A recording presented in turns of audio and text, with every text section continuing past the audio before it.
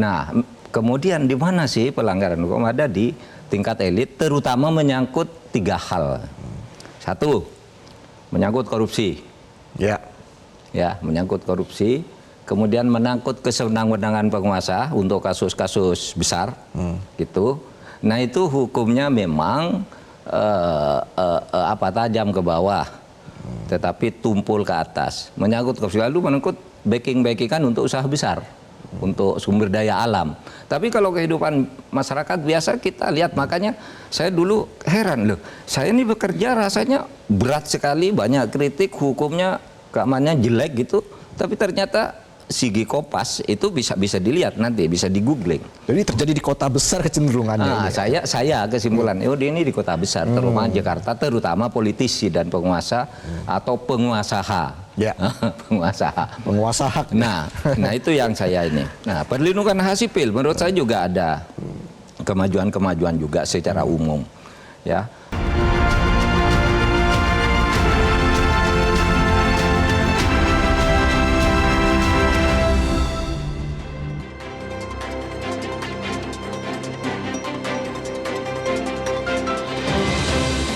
Selamat malam pemirsa, mari kita menjauh sejenak dari hiruk pikuk politik, menjauh dari bermacam polemik dengan Pancasila dan konstitusi sebagai referensi kita berdiskusi untuk perbaikan negeri. Membahas bermacam isu kebangsaan, bukan kepentingan pribadi, kelompok, atau golongan. Para narasumber visi negarawan duduk bersama untuk memecahkan berbagai persoalan bangsa. Dan apa tema diskusi kita? Berikut rangkumannya. Proklamasi kami bangsa Indonesia dengan ini menyatakan kemerdekaan Indonesia. Proklamasi kemerdekaan menurut Bung Karno adalah jembatan, sebuah jembatan emas bagi bangsa Indonesia untuk menyeberang dari penindasan, kemelaratan, kebodohan, dan penghisapan menuju perbaikan nasib di masa depan. Dalam buku The Idea of Indonesia, Profesor Robert Elsan menulis bahwa pengalaman bersama hidup dalam penindasan kolonialisme memupuk kesadaran di kalangan terpelajar Bumi Putra untuk mengelola sendiri negara bangsa Indonesia. 3 serangkai pendiri Indise Party merumuskan bahwa Indonesia adalah kesatuan yang tidak diikat oleh primordialisme atau sentimen agama, namun oleh kesamaan pengalaman dan solidaritas khusus. Karena itulah, frasa negara semua untuk semua menjadi janji kemerdekaan yang muncul dalam pidato Bung Karno pada 1 Juni 1945. Dalam mukadimah Undang-Undang Dasar 1945, Rumah Besar Indonesia yang berdiri sebagai negara semua untuk semua harus memenuhi sejumlah tugas kemerdekaan, yaitu melindungi segenap bangsa dan tumpah darah Indonesia, memajukan kesejahteraan umum, mencerdaskan kehidupan bangsa, dan ikut melaksanakan ketertiban dunia. Namun, apakah pengelolaan negara sudah sesuai visi Bapak Bangsa? Maka berpulang kembali kepada kita. Mau atau tidaknya kita membuat negeri ini berdiri tegak, gagah perkasa, untuk bisa mempertanggungjawabkan dan memberikan suatu jawaban kepada siapapun di permukaan bumi ini. Memang pantas dan layak kita sebagai negeri adil. Maka akan tersenyum di alam baka sana para proklamator bangsa kita. Akan tersenyum Bung Karno dan Bung Hatta. Akan tersenyum para suhada pahlawan bangsa kita yang telah mempertaruhkan seluruh jiwa dan raganya untuk menghadirkan proklamasi kemerdekaan 17 Agustus 1945. Dari suatu proses kehidupan bangsa yang terjajah tidak kurang 3,5 abad, kita berhasil membebaskan diri kita menjadi suatu bangsa yang merdeka, yang berdaulat sepenuhnya. Kita yang berhak menentukan maju mundurnya bangsa ini. Perjalanan kehidupan berbangsa dan bernegara memang penuh dinamika. Belum tuntas mengatasi persoalan lama, sudah muncul berbagai persoalan lainnya. Janji kemerdekaan untuk menghadirkan keadilan sosial misalnya, hingga kini belum sepenuhnya terlaksana. Ketimpangan ekonomi mudah kita temui di berbagai sudut Nusantara. Begitu pula janji mencerdaskan kehidupan bangsa. Kualitas pendidikan belum setara. Bahkan akses pendidikan pun belum dapat dinikmati seluruh rakyat secara merata. Menurut data BPS, kualitas SDM Indonesia didominasi lulusan sekolah dasar. Skor kecerdasan rakyat Indonesia menurut berbagai riset jauh tertinggal dibandingkan bangsa lain. Prinsip supremasi hukum juga belum sesuai harapan. Penegakan hukum dipandang tajam ke bawah, namun tumpul ke atas. Sebagai restan, kekuasaan semestinya tunduk pada norma hukum. Namun kerap terjadi, hukum menjadi komoditi atau dipolitisasi yang menguntungkan kepentingan pengusaha atau penguasa.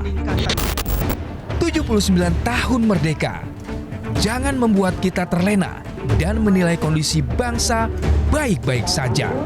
Namun berbagai kekurangan jangan membuat kita putus asa. Perubahan zaman menghasilkan berbagai tantangan yang harus kita atasi sebagai sebuah kesatuan. Seperti pesan Bung Karno dalam peringatan HUT RI di tahun 1953. Kita tidak bertujuan bernegara hanya satu windu saja. Kita bertujuan bernegara 1000 windu lamanya. Bernegara buat selama-lamanya.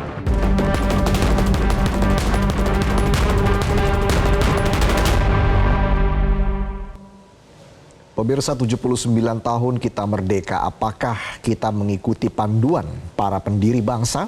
Kita bersepakat bahwa kebinekaan adalah harga mati. Namun masih ada saja perlakuan dan aturan yang mendiskriminasi. Prinsip supremasi hukum pada prakteknya kerap menjadi manipulasi hukum.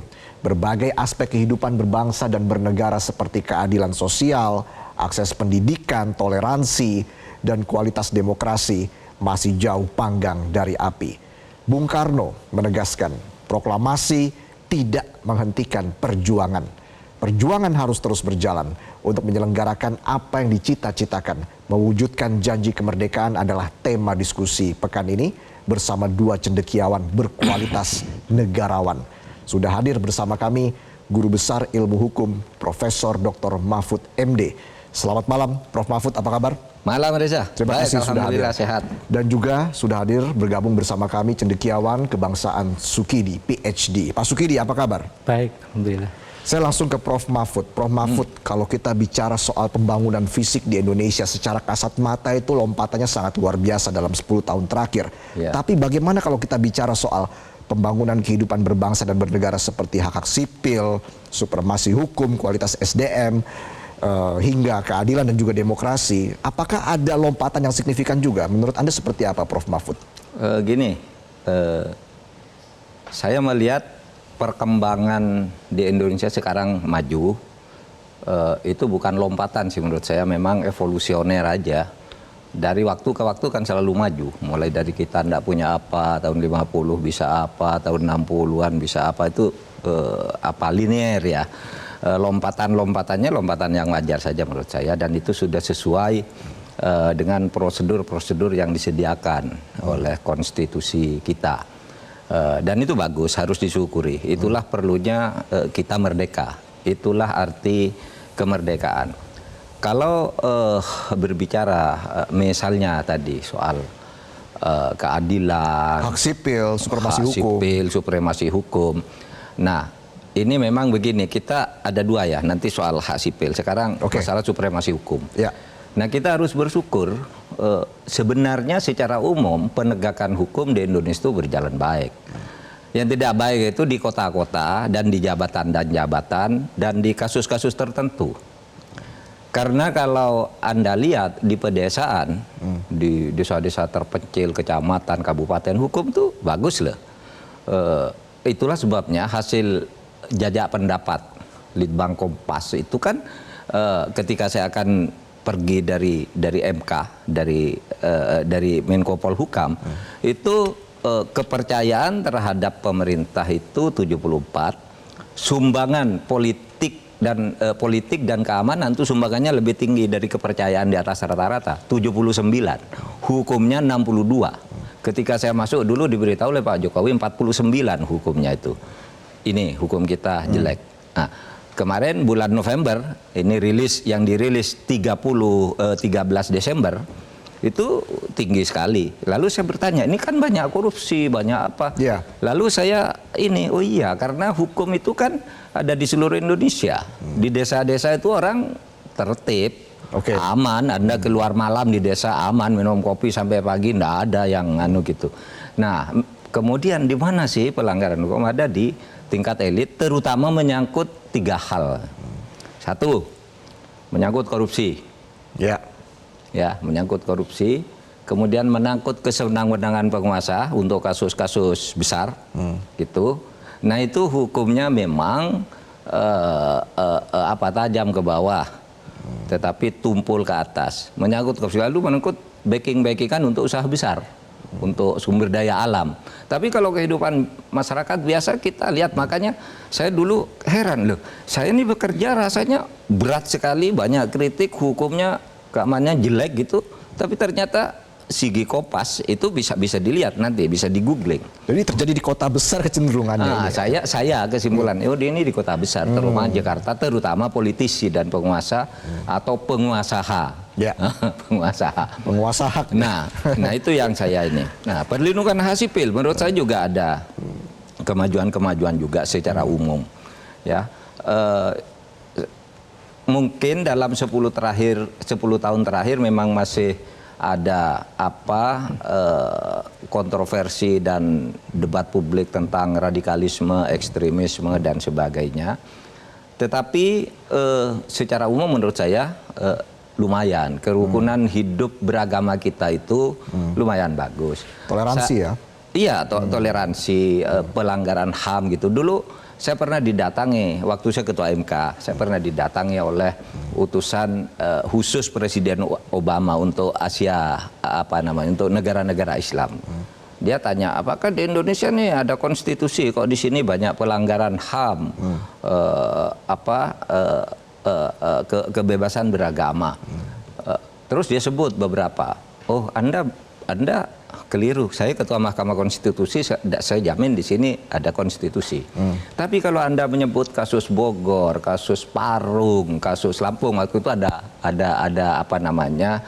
penyerangan terhadap kelompok-kelompok agama tertentu ya. Di Lampung itu terhadap suku Bali.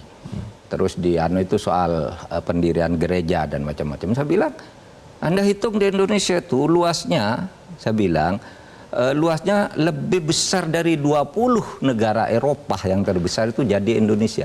Di Eropa aja banyak kasus-kasus kayak gitu. Kalau di Indonesia itu ada ribuan masjid, ribuan gereja, itu dilindungi gitu. Ya. Nah, tetapi menurut saya memang itu harus tetap menjadi perhatian kita.